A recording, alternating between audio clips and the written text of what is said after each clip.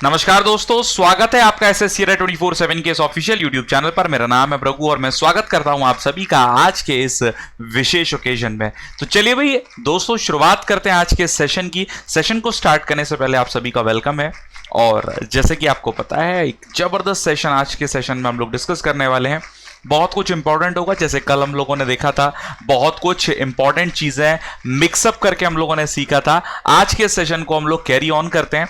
तो चलिए भाई शुरू करते हैं। जो साथी जुड़ गए हैं उन सभी को good morning, good morning, good morning. Let's get started guys. Session को स्टार्ट करने से पहले एक छोटी सी रिक्वेस्ट होगी आप सभी से, एक बार जल्दी से लाइक कर दीजिएगा, शेयर कर दीजिएगा, और अगर आप चैनल पर नए हैं तो सब्सक्राइब जरूर कर लीजिएगा, जिससे आपको इस तरह के इवेंट्स के अपडेट मिलते रहें। राइट, चलिए भाई। और अगर आप किसी भी कॉम्पिटिटिव एग्जामिनेशन की तैयारी कर रहे हैं तो अड्डा 24/7 का ये एप्लीकेशन आपके लिए काफी हेल्पफुल है। डिस्क्रिप्शन में लिंक मौजूद है, जरूर डाउनलोड कर लीजिएगा, ठीक है ना भाई। तो एक बार फिर से गुड मॉर्निंग, जल्दी जल्दी एक बार कनेक्ट हो जाओ, और अगर इंडिविजुअली आप शेयर कर सकते हैं तो जरूर कीजिए, ठीक है। मैं कोशिश करूंगा एकदम कल की तरह हम लोग डिफरेंट क्वेश्चंस करें, और अंत में आप लोगों के लिए जबरदस्त वोकैब, इंपॉर्टेंट वोकैब है किसका, द हिंदू का। So please don't miss, last में बहुत इंपॉर्टेंट है। चलिए भाई, तो एक इंपॉर्टेंट अपडेट मैं आपको दे दूं। SSC selection post foundation batch, इसमें अगर एनरोल नहीं किया, लिमिटेड सीट्स हैं, जल्द से जल्द एनरोल कर लीजिए। ये सीजीएल टीयर 2 का बैच है, जल्दी स्टार्ट होने जा रहा है। और एसएससी में अगर हम बात करें, ये महापैक जो है, इसमें ये सारे बैचेस आपको देखने मिल जाते हैं। इसके साथ साथ एमटीएस या मैं बोलूंगा जीडी का बैच आपको यहां पर परिपूर्ण रूप से मिल जाता है। Foundation batch, recorded forms, test series, everything ये हमारे सब्सक्रिप्शन में मौजूद है, और आपको इसके लिए सिर्फ और सिर्फ 1999 रुपए यहां पर देने होंगे। राइट, कोड याद रखना Y278। जैसे ही आप ये कोड अप्लाई करोगे, इसका जो प्राइस होगा 1999 हो जाएगा, ठीक है। तो चलिए भाई शुरू करते हैं हम लोग। तो आज का शुरुआत होगी कोड ऑफ द डे से। और क्या कहती है कोड ऑफ द डे? कोशिश आखिरी सांस तक करना चाहिए, या तो लक्ष्य हासिल होगा या अनुभव, चीजें दोनों ही अच्छी है। ये बात मैं आप लोगों से हमेशा बोलता हूं कि लाइफ में एफर्ट्स देना, प्रयास करना उतना जरूरी, बहुत जरूरी है।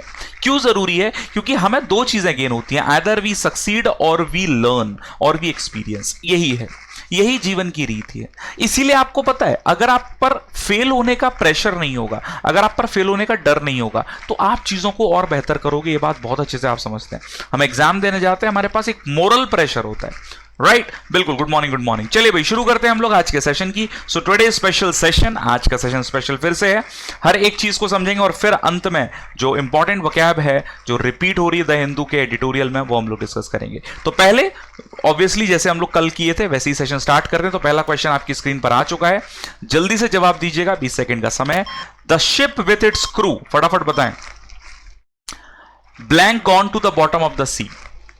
ये देखो ग्रामर का पॉइंट है, पहला ही क्वेश्चन ग्रामर का पॉइंट लेकर आया है, और जान लेंगे हम लोग। और एडिटोरियल में ये काफी यूज होता है, ठीक है।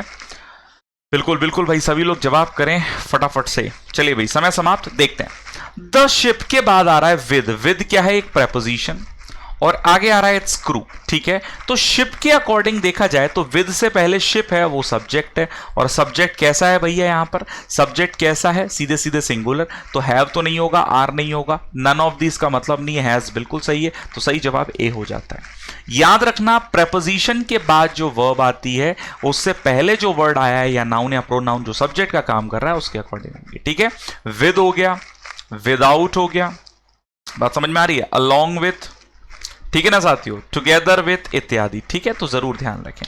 अगला क्वेश्चन, चलिए भैया, वन वर्ड सब्स्टिट्यूशन का है। कमिटिंग मर्डर इन रिवेंज, बदले की भावना से किसी का मर्डर कर देना, जल्दी से बताएं। मैसेकर, वेंडेटा, किलिंग या रेजिसाइड? कम ऑन एवरीवन, चलिए, दिस इज अमेजिंग, राइट। और ये चीजें आप लोगों को समझते चलना है।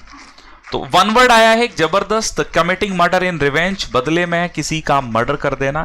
चलिए भैया समय हुआ समाप्त। देखिए भाई लोगों के जवाब आ चुके हैं। मैसेकर का मतलब क्या हो जाता है? अगर हम बात करें, मैसेकर शब्द किसको दर्शाता है ना। मैसेकर का मतलब क्या हो जाता है? अगर हम बात करें तो ये होता है कहीं ना कहीं जीनोसाइड, याद आ रहा है, ग्रुप में किलिंग, ग्रुप किलिंग, ठीक है, जिसे नर संहार भी बोलते हैं। क्या बोलते हैं? नर संहार। वेंडेटा, वेंडेटा का मतलब क्या हो जाता है? पारिवारिक दुश्मनी, इसके बदले मर्डर भी करते हैं, तो आंसर बी हो जाएगा। किलिंग केवल मारना।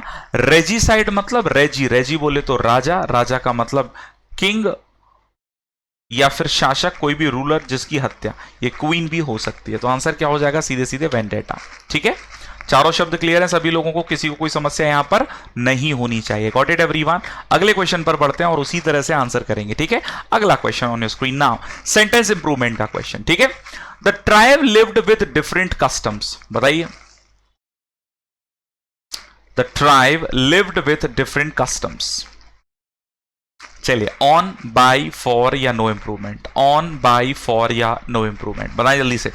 सो ट्राइब की बात हो रही है, ट्राइब आप समझ गए होंगे, यहां पर जो ट्राइब्स होती हैं, है ना, जनजातियां, उनकी बात हो रही है। Lived with different customs, with different customs के साथ रहते हैं। एक तो कस्टम अगर सिंगुलर होता तो टैक्स हो जाता। अब यहां बात किसकी कर रहे हैं? कस्टम्स की। तो कस्टम्स का मतलब अगर देखा जाए तो एक प्रकार से रीति रिवाज। ठीक है, अब किसी चीज के अनुसार रहना, तो आप लोगों को मैं बता चुका हूं पहले भी, बाई अकॉर्डिंग का सेंस भी देता है, राइट, अकॉर्डिंग टू का सेंस भी देता है। तो आंसर क्या हो जाएगा? That is by.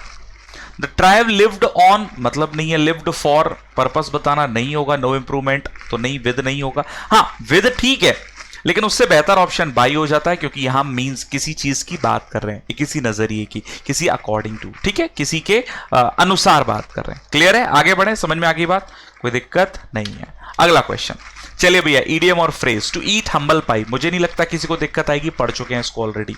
चलिए भाई जल्दी से बताएं, टू ईट हम्बल पाई या टू ईट हम्बल, अच्छा to eat humble to it, अच्छा एक हम्बल पाई था, ये to eat humble to it है। ओके ओके, हम्बल पाई तो आप समझ गए होगे, पढ़ चुके हैं हम लोग। अब इसका मतलब क्या होगा? लगभग मिलता जुलता है, देख लेते हैं। हम्बल पाई का मतलब क्या था? टू ईट हम्बल पाई, बता चुका हूं। देखो भाई जवाब दो जल्दी से। तो पहला, टू ईट एन अनसेवरी पाई, ये टू ईट या पाई दोनों में से एक है, तो ये नहीं होगा। To be served food that is rotten, ये भी नहीं होगा। टू यील्ड, सरेंडर करना, अंडर ह्यूमिलिएटिंग सर्कमस्टेंसेस, तो बिल्कुल सही बात है यहां पर। अब परिस्थिति ऐसी बन गई कि आपको कुछ और नहीं दिख रहा है, सब आपसे मजाक की बात हो रही है, तो आपने क्या किया? ठीक है भाई, सरेंडर कर दिया। तो आंसर क्या होगा? That is C. To give in political pressure, given का मतलब यहां पर क्या हो जाता है? कहीं ना कहीं एक प्रकार से देना, है ना। गिवन जनरली हम लोग गिव अप तो क्यों क्विट हो जाता है, ये सरेंडर के लिए यूज करते हैं, बिल्कुल। तो यहां आंसर क्या होगा? That is C. ठीक है, क्लियर है? क्लियर है ना? तो भाई लाइक एंड शेयर करोगे या नहीं? एक बार जल्दी से कर दो, सीख तो रहे हो ना, मेन बात यही है। देखो सीखना सबसे महत्वपूर्ण है, और ये मत सोचो कि क्या है ये, इंपॉर्टेंट बात ये होती है कि आप कितना ज्यादा अपनी प्रेजेंस को कोरिलेट करते हैं। जितने भी लोग यहां मौजूद हैं, एक प्रश्न मेरा हमेशा आप लोगों से रहता है कि इंपॉर्टेंट ये रहता है कि हमें खुद से सवाल पूछना है कि what ever I am doing is it वर्दी और नॉट। तो ये चीजें थोड़ा सा फॉलो कीजिए। ठीक है, आगे बढ़ते हैं। तो इधर उधर की बातें ना करते हुए, है ना, इस बात पर ध्यान ना लगाते हुए, रिकॉर्डेड लाइव क्या है, क्वेश्चंस पर ध्यान दो। चलिए भाई, सो क्विंटेसेंस की सही स्पेलिंग क्या होगी? फटाफट बताएं। क्विंटेसेंस, क्विंटेसेंस। अब देखो, एसेंस वर्ड अपने आप में ही किसी चीज का महत्व तो बताता है। अब क्विंट और आ गया, समझ रहे हैं? क्विंट और आ गया, तो क्विंटेसेंस किसी भी चीज को क्या बताता है? समझते हैं, किसी भी चीज का मैं बोल सकता हूं एकदम कोर, है ना, कोर को कहा जाता है, जिसे जिस्ट भी कह सकते हैं, समरी भी कह सकते हैं। तो सही स्पेलिंग होती है दैट इज क्विंट और एसेंस। यहां ए आ रहा है, यहां क्वाइंट कर दिया, यहां क्विंट ई हटा दिया। ठीक है, तो सही जवाब भी ठीक है। क्विंटेसेंस मतलब जिस्ट या फिर किसी चीज का कोर। ठीक है भाई, कोई दिक्कत नहीं होनी चाहिए किसी को यहां तक। आगे बढ़े, अगला क्वेश्चन लाया जाए। देखो आखिर में आप लोगों के लिए जबरदस्त वोकैब है, ठीक है ना, तो प्लीज अंत तक अटेंड करना है। अगला एरर का क्वेश्चन है, उम्मीद करूंगा आप सभी लोग पार्टिसिपेट करेंगे और आंसर करेंगे। If the farmer got a washing machine, his wife can do the laundry quickly. जल्दी से बताएं, जल्दी से बताएं। सिंपल क्वेश्चन है, पढ़ चुके हैं हम लोग, ठीक है। बहुत बढ़िया, जबरदस्त। सुबह सुबह तुमको नींद आ रही है सब लोगों को, है? डांट खाओगे अभी। चलो बिल्कुल, देखो लोगों ने जवाब देना शुरू कर दिए। ये टेंस का एरर है। देखो हमेशा मैं बोलता हूं टेंस के एरर एग्जाम में आते हैं, और आजकल सबसे ज्यादा जो एरर आते हैं वो किसके आते हैं? सीक्वेंस ऑफ टेंस के। सीक्वेंस ऑफ टेंस क्या कहता है? यदि सेंटेंस का फर्स्ट पार्ट किस में है? पास्ट में, तो बाद वाला भी किस में होना चाहिए? पास्ट में। सेकेंड पार्ट भी किस में होना चाहिए? पास्ट में। ठीक है, देख लो भाई, गॉट आ रहा है, पास्ट है, तो आगे कैन की जगह कोड कर दो, ज्यादा बेहतर होगा। तो सही जवाब क्या होता है? That is B. B is the absolute answer. Logic समझ में आ रहा है? ये सीक्वेंस ऑफ टेंस का जो फिनोमेना है ना, जहन में बिठा लो क्योंकि बार बार आएगा और एग्जाम में जब ये आएगा तो एक भी गलती नहीं होनी चाहिए, खाओ कसम। तो सीधा सा कॉन्सेप्ट है, चाहो तो वहां लिख लेना है, if the first part of a sentence is in past tense the remaining part is also in past tense. Generally ऐसा होता है, बशर्ते कोई यूनिवर्सल ट्रुथ ना हो। ठीक है, आगे बढ़ते हैं, नेक्स्ट पर आ जाते हैं। चलिए भैया, फिल इन द ब्लैंक एक बार फिर से। ठीक है, फटाफट से बताएं जल्दी से। द पियन, प्यून ना बोलते हुए, the pronunciation is, the correct pronunciation is peon. The peon या peon respectfully asked if he blank go there. बताएं, देखो फिर से यहां दिमाग काम करेगा, और जो इससे पहले क्वेश्चन बताया वही कॉन्सेप्ट यहां अप्लाई करो। देखो लोगों के जवाब आने लगे और हम अभी तक सोच रहे हैं, है ना। बताएं जल्दी से। The peon respectfully asked if ही, अब देखो आस्क्ड आ रहा है, पास्ट है, तो आगे भैया फ्यूचर तो आएगा नहीं, और आएगा भी तो विल का वुड करते तो सही होता, कैन नहीं होगा। आंसर बेहतर चारों में क्या हो जाता है, that is B, because already हमने जिस टर्म की बात की है वो किस टर्म में लिखा है, यहां पर किस टेंस में लिखा है, पास्ट में, तो we need to change it anyhow. तो सही जवाब यहां पर क्या हो जाता है, दैट इज माइट। अगला question on your screen now, फटाफट बताएं, टर्मिनेट शब्द का एंटोनिम क्या होगा। एंटोनिम टर्मिनेट का, ठीक है, कन्फाइन, रिपील, कमेंस या प्रोग्रेस। अच्छा, आप लोगों ने सीएसटी स्टेशन सुना है, छत्रपति शिवाजी टर्मिनस। इस टर्मिनस का मतलब क्या होता है, ट्रेन जहां पर आकर ट्रेन रूट समाप्त हो गया, उसके आगे ट्रेन रूट है ही नहीं, तो टर्मिनस मतलब एंडिंग ऑफ समथिंग। तो भैया टर्मिनेट का मतलब भी किसी चीज का समापन, तो इसका ऑपोजिट क्या होगा, शुरुआत। शुरुआत को क्या बोलते हैं, कमेंस, बात खत्म। क्या कहते हो सब लोग। सो कन्फाइन का मतलब तो क्या होता है, जेल में डाल देना। रिपील का मतलब क्या हो जाता है, रिपील का मतलब दूर भागना। कमेंस शुरू करना, प्रोग्रेस उन्नति। तो आंसर क्या होगा, सी, क्योंकि टर्मिनेट माने समाप्त होना। ठीक है, क्लियर। नेक्स्ट, चलिए भैया एक बार फिर से वन वर्ड सब्स्टिट्यूशन आप सभी के स्क्रीन पर जबरदस्त तरीके से आंसर करें। The thing that can be easily broken, the thing that can be easily broken, एक ऐसी चीज जिसे आसानी से तोड़ा जा सके। जल्दी से बताएं। चलिए चलिए भाई, सुबह सुबह एकदम मतलब हनुमान जी का नाम लेकर, है ना। बुद्धिहीन तनु जानिके सुमिरो पवन कुमार, बल बुद्धि विद्या देहु मोए हरहु कलेश विकार। तो the thing that can be easily broken, एक ऐसी चीज जिसे आसानी से तोड़ा जा सके। सबसे पहला शब्द लिखा है अमॉर्फस, क्या ये हो सकता है, नहीं, क्योंकि इसका मतलब क्या होता है, जिसका एक डेफिनेट शेप है ही नहीं, जिसका डेफिनेट शेप है ही नहीं। ब्रिटल, कुरकुरा।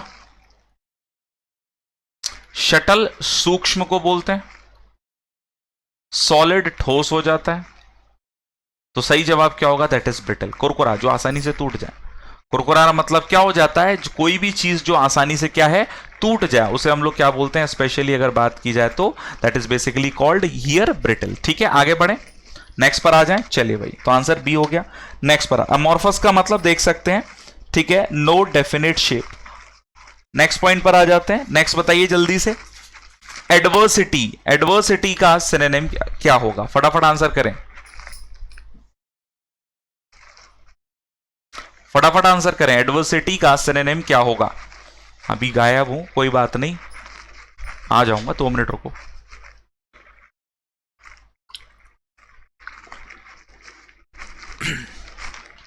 राइट, तो एडवर्सिटी शब्द की बात करें साथियों, एडवर्सिटी वर्ड यहां पर क्या रिप्रेजेंट करता है, एडवर्सिटी का मतलब होता है, जैसे मैंने आपको याद कराया था, किसी भी यूनिवर्सिटी में एडमिशन लेना, मतलब हर किसी यूनिवर्सिटी में एडमिशन नहीं ले सकते। अब कोई नई यूनिवर्सिटी का एडमिशन आ रहा है भैया, आपने देखा, आपको लगा नहीं भाई मुझे इसमें एडमिशन लेना चाहिए, तो आपने ले लिया, लेकिन बाद में वो आपके लिए क्या हो गई, क्या हो गई, एकदम एडवर्सिटी। तो एडवर्सिटी का मतलब विपत्ति, विपत्ति बोले तो मिसफॉर्च्यून। तो सही जवाब डी। चांस का मतलब मौका, कैपेसिटी, क्षमता, जॉय, खुशी। तो सही जवाब दैट इज डी। नेक्स्ट पर आ जाते हैं, एक एरर का क्वेश्चन आप सभी के स्क्रीन पर आ चुका है, ठीक है, उम्मीद करूंगा सभी लोग सही जवाब दें। बताएं, they had often heard about the ship they have to travel on. अच्छा बताएं जल्दी से। मैंने कहा पढ़ने में, पता है ये पढ़ने वाली गलती है, आप समझ गए होगे, देखो जवाब भी आने लगे लोगों के, है ना। चलिए चलिए, कम ऑन, टाइम अप हो चुका है। अब एरर के पार्ट पर थोड़ी देर पहले ही मैंने एक वर्ड का आप लोगों के साथ जिक्र किया था, सीक्वेंस ऑफ टेंस। अब वही चीज अप्लाई हो रही है। देखो भाई सबके सही जवाब है मैक्सिमम। हैड पास्ट है तो आगे भी दे हैड टू। ठीक है, आगे बढ़े, अगला क्वेश्चन नेक्स्ट। देखो हाँ, देखो कुछ होते हैं एक्सेप्शन, जैसे मान लो कोई यूनिवर्सल ट्रूथ है तो चेंज नहीं होगा, किसी की हैबिट है प्रेजेंट की तो चेंज नहीं होगा। बात समझ में आ रही है? हाँ ठीक है, ये सिंपल बात है। नेक्स्ट पर आते हैं। Ramu never makes at least a century each time he plays cricket. अब देखो सोच समझ के जवाब देना, क्योंकि ये रीजनिंग बेस्ड क्वेश्चन आ गया। बताओ जरा।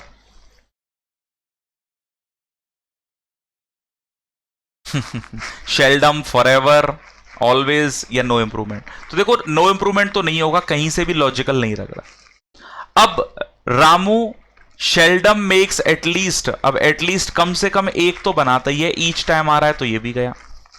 हैबिचुअल एक्शन तो देखो फॉरएवर तो हमेशा ही करेगा, मतलब दैट इज एंडलेस, लेकिन ऑलवेज अभी उसकी प्रेजेंट सिचुएशन की बात कर रहा है, तो ऑप्शन के बेसिस पर मुझे लगता है सी होना चाहिए बिल्कुल। Ramu always makes at least a century, हमेशा ही एक सेंचुरी बनाता है जितनी बार वो क्रिकेट खेलता है। ठीक है, तो समझ सकते हैं। आगे बढ़े, क्योंकि फॉरएवर तो फिर उसके बाद कोई नई शुरुआत है ना, तो यहां पर इसीलिए फॉरएवर नहीं चुनेंगे। अगला क्वेश्चन आ चुका है। I know blank certain that he has gone to England. बताओ, I know blank certain that he has gone to England, फटाफट बताएं। चलिए, विद, ऑफ, बाई, फॉर।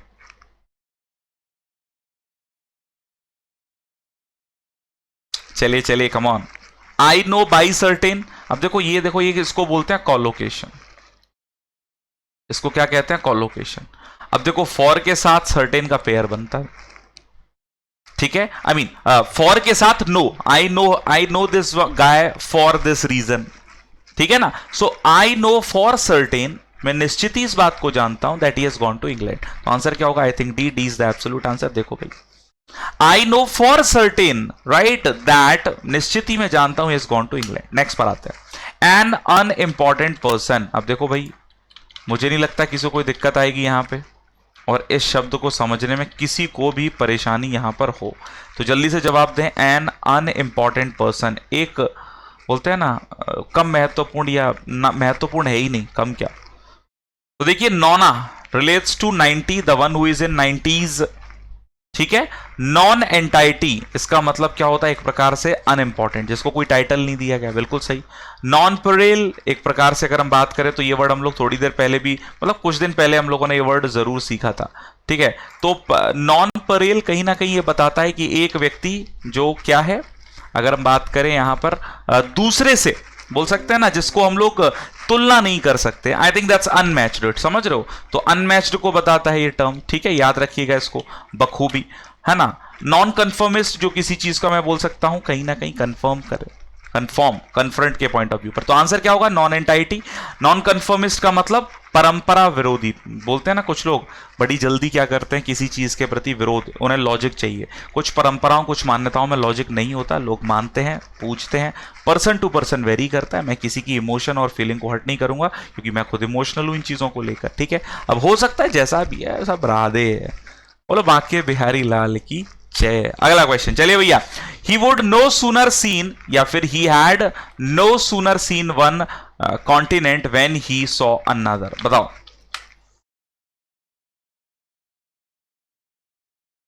बताओ बताओ। तो यार देखो, नो सूनर आ रहा है तो इसके साथ पेयर देन का चलता है। देखो ग्रामर का पॉइंट, यहीं स्टार लगाकर लिख लेना। मैंने हमेशा कहा है शॉर्ट नोट्स बनाना बहुत ज्यादा जरूरी है, ठीक है। तो वहीं साइड में लिख लेना, शॉर्ट नोट तैयार कर लेना। आगे बढ़े, क्लियर है? किसी के मन में कोई डाउट शंका है तो बिल्कुल अपना विचार रख सकते हैं, ठीक है। तो चलिए भाई आगे बढ़े। I hope it's clear to everyone. Next पर आते हैं। टू स्पिल बीन्स, ज्यादा समय नहीं लगना चाहिए क्योंकि ये सबको ही पता है, ठीक है। बताएं जल्दी से। टू स्पिल बीन्स, बीन्स को स्पिल करना। अच्छा, यहां मैं आपको कुछ समझाना जरूर चाहूंगा, तो प्लीज थोड़ा ध्यान से समझिए। कुछ लोगों का जवाब तो ऑलरेडी करेक्ट आ ही गया है ना।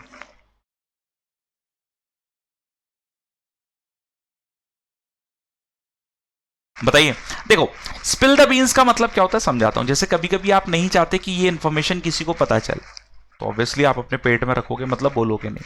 लेकिन आपने देखा होगा कभी कभी लोग एक्साइटमेंट में सब उगल देते हैं, इसीलिए बोला जाता है don't try to spill the beans, when you are drunk और when you are in any intoxication, बोलते ना नशे में हो तो बिल्कुल भी हर चीज को मत बोल दो। तो I think it's clear to everyone, सही जवाब क्या हो जाता है, that is to reveal a secret. ठीक है, सीक्रेट बोल देना। नेक्स्ट पर आते हैं, बहुत ही इंपॉर्टेंट सेंटेंस इंप्रूवमेंट, बहुत ही इंपॉर्टेंट है साथियों। ठीक है, he is given to gambling and drinking. देखते हैं कितने लोग ये याद रखते हैं, और मैं पढ़ा चुका हूं ये वर्ब वाले चैप्टर में, आप लोगों को बड़े अच्छे से कैरी कराया मैंने, बताएं जल्दी से। चलिए चलिए कमान फटाफट। अब देखो ये होता है, मैं आपको बता दूं, जैसे बी के साथ यूज टू आता है,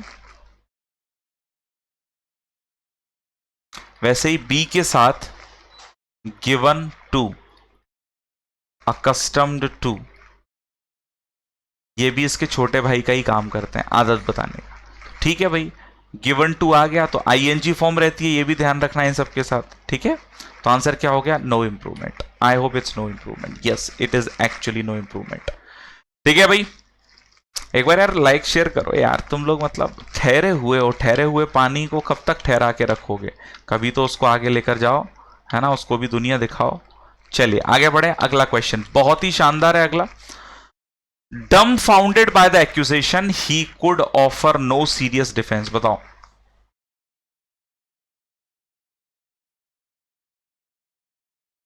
चलिए चलिए कम ऑन एवरीवन, फटाफट से आंसर जरूर देते चलना। गुड मॉर्निंग एक बार प्रातः है ना, प्रातः है ना, फिर से एक बार पुनः आप सभी को बहुत बहुत वंदन, स्वागतम। ठीक है, जो नए साथी जुड़े हैं टेलीग्राम ग्रुप जरूर ज्वाइन कर लें, है ना। देखो भाई ऑलरेडी लोग पोस्ट कर ही देते हैं, बाकी उम्मीद रहेगी सभी लोग जो जुड़े हैं जरूर पोस्ट करें। So dumbfounded by the accusation he could offer no serious, तो डम पाया गया एक्यूजिशन चार्जेस में, है ना, कि उससे कोई सीरियस ऑफेंस कराया जा सके। ठीक है, तो करेक्ट माने सही, सर्टेन निश्चित, तीनों में से कोई नहीं। ठीक है, I think serious is the correct option. क्या कहते हैं देख लेते हैं, बिल्कुल सीरियस यहां पर सही एकदम सटीक आंसर हो जाता है। क्या कहते हो भाई, आगे बढ़ लें। देखो भाई अभी तो वर्ड्स आने हैं, ठीक है, तो अभी से हार जाओगे तो जीत कर किससे आओगे। चलो अगला, चलो दो क्वेश्चन देखते हैं फिर वर्ड्स पर आएंगे। ठीक है, I would soon walk than stand in the cold waiting for the bus, बताएं। चलिए चलिए कमान। अब देखो यहां आ रहा है देन, तुलना हो रही है तो सीधे सीधे यार सूनर होना चाहिए ना यार, ये तो खत्म है बात। यहां आगे देन आ रहा है, कंपैरिजन चल रहा है। अब आप लोग बोलोगे सर दो क्वालिटी एक ही व्यक्ति की हैं, तो ऑप्शन में अगर मोर सूनर होता, आई मीन मोर सून होता तो उसे प्रायोरिटी देते। ठीक है ना, अब ऑप्शन में नहीं है तो हम क्या करें, अब नो इंप्रूवमेंट तो बोल ही नहीं सकते। ठीक है ना, तो ये ध्यान रखना ही, मैंने कॉन्सेप्ट पढ़ाया लेकिन एक्सप्लेनेशन भी मैं ये चीज का देता हूं कि हर चीज एक पॉसिबिलिटी के आधार पर चलती है। ठीक है, आगे बढ़े, अगला देखते हैं। चलिए अब हम आते हैं द हिंदू की वोकैबुलरी पर। पहले तो ये बताओ जल्दी से कमेंट करके सेशन कैसा लगा, चीजें आसान लग रही हैं, सीखने मिल रहा है कुछ या नहीं। तो अब हम लोग सीधे कहां आ रहे हैं, वोकैब पर, और ये जो वोकैबुलरी है बड़ी खास है। शुरू करें, चलो। Focus on words, don't focus on chit chatting. ठीक है, बातें करने में फोकस ना करें तो ज्यादा बेहतर है, बाकी हम तो किसी से कहने से रुकते ही नहीं। इंग्लिश को इंग्लिश में सीखना है आप, है ना, अरे है ना, ये प्रोमो स्टार्ट हो गया। चलो भाई, तो हमारी सूरत दिख गई आपको। चलिए भाई, तो पहला वर्ड पर आते हैं, बेनिग्नेंट। देखो भाई बेनाइंग कुछ ही दिन पहले संडे को ही देखा था हम लोगों ने, बेनाइंग शब्द था, याद आ रहा हो।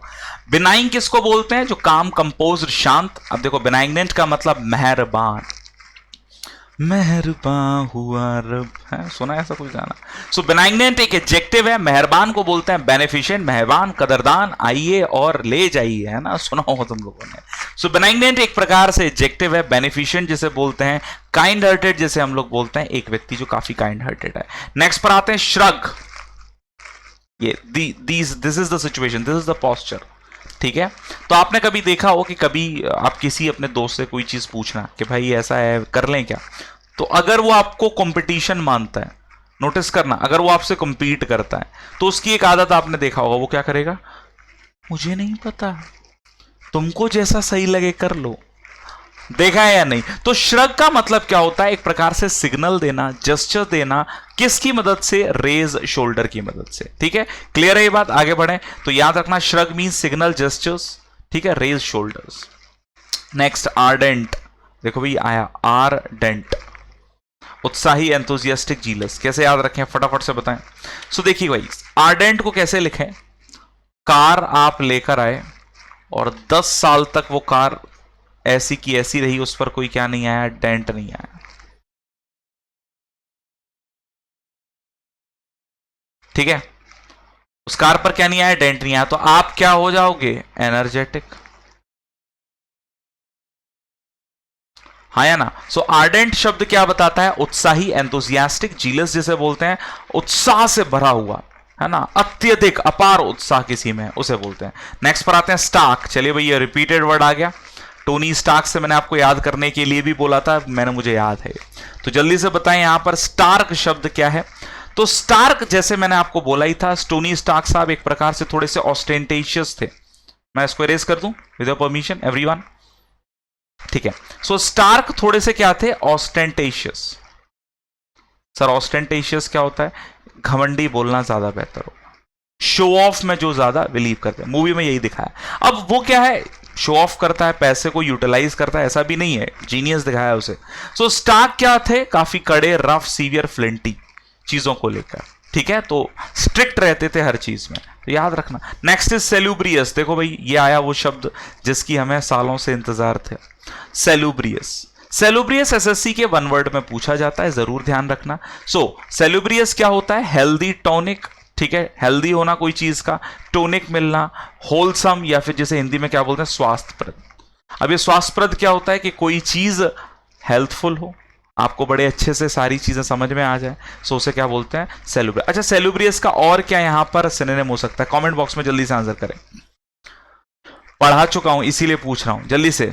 स्वादिष्ट, है ना? सेलुब्रियस टेस्टी के लिए भी बोलते हैं। हाँ जी बताइए। चलिए, तो समझ रहे हो ना आप लोग? सेलुब्रियस दैट रिलेट्स टू सैलड। ठीक है, नेक्स्ट इज कन्फर। देखो भैया, आया ये शब्द, काफी इंपॉर्टेंट वर्ड है। कन्फर का मतलब क्या होता है? जैसे आपने देखा होगा, अवार्ड सेरेमनीज होती हैं, रिवॉर्ड क्या होते हैं? कन्फर किए जाते हैं, प्रदान किए जाते हैं, दिए जाते हैं। ठीक है, तो यहां पर जो प्रदान करना है, एंडॉय, प्रोवाइड, ग्रांट या वेस्ट, ये सब किसके लिए आते हैं? कन्फर।